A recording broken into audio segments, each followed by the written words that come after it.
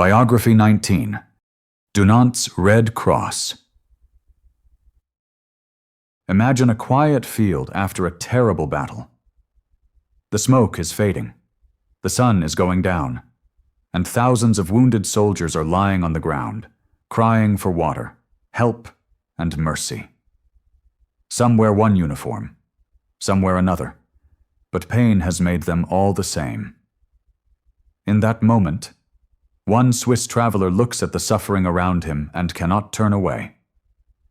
His name is Henry Dunant, known to history as Henry Dunant. He was not a general, not a king, and not a soldier. Yet from this scene of horror, he would help create one of the greatest humanitarian movements in the world. Henry Dunant was born on May 8, 1828, in Geneva, Switzerland, into a wealthy and respected family.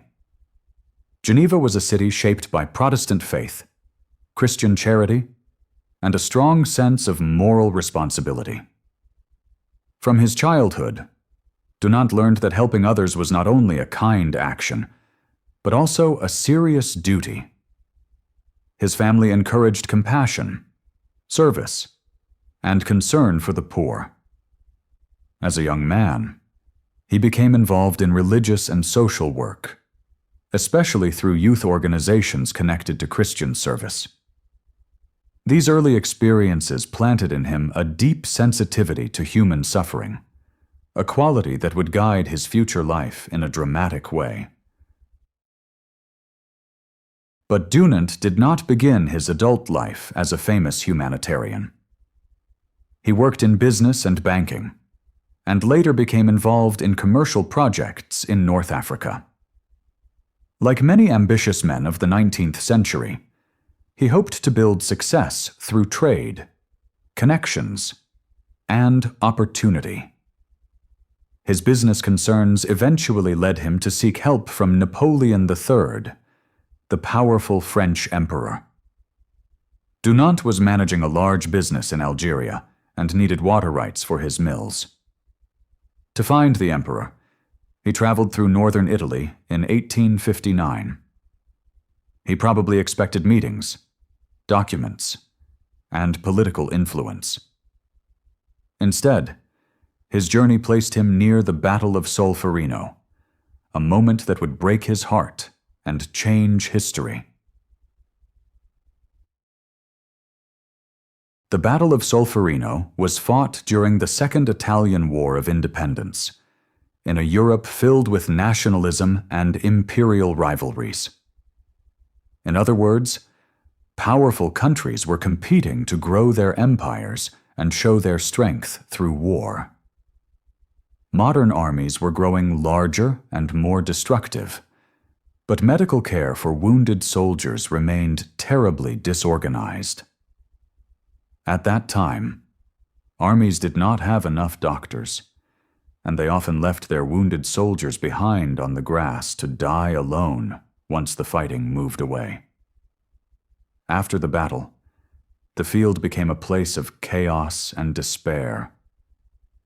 Dunant saw thousands of men suffering under the open sky, abandoned by the systems that had sent them to war. He was shocked, but he did not freeze. He began helping local civilians organize care for the wounded. In the nearby town, Dunant helped bring people together to wash wounds, give water, offer food, and comfort dying men. The wounded belonged to different sides, but Dunant believed they deserved the same care. The simple phrase, tutti fratelli, meaning all are brothers, became the spirit of that moment. It was a powerful idea in a world divided by flags and uniforms. Dunant understood that humanity must be stronger than hatred. A soldier in pain was not only French, Austrian, or Italian. He was first a human being. This belief became the emotional center of Dunant's mission. When Dunant returned from Solferino, the images of suffering stayed with him. He could not leave them behind like a bad dream. In 1862, he published a book called A Memory of Solferino, where he described the horrors he had witnessed with powerful honesty. But the book was more than a testimony. It was also a call to action. Dunant proposed that every country should create volunteer relief societies to help wounded soldiers. He also suggested international rules requiring armies to care for the wounded, no matter which side they fought for. His compassion had become a practical plan. Dunant's ideas quickly grew beyond one man and one book. In Geneva, in 1863, his initiative helped lead to the creation of the International Committee of the Red Cross. 1 year later, in 1864, his vision helped inspire the first Geneva Convention. This agreement created the idea of neutral medical workers, people who do not take sides in a war and must be protected by everyone while they help the dying. These achievements changed the way the world thought about war. Even in conflict, there had to be rules. Even enemies had to receive medical care. Even on the battlefield, human dignity had to be protected. Dunant had transformed a personal shock into an international movement of organized mercy. Yet Henry Dunant's own life was full of painful contrasts.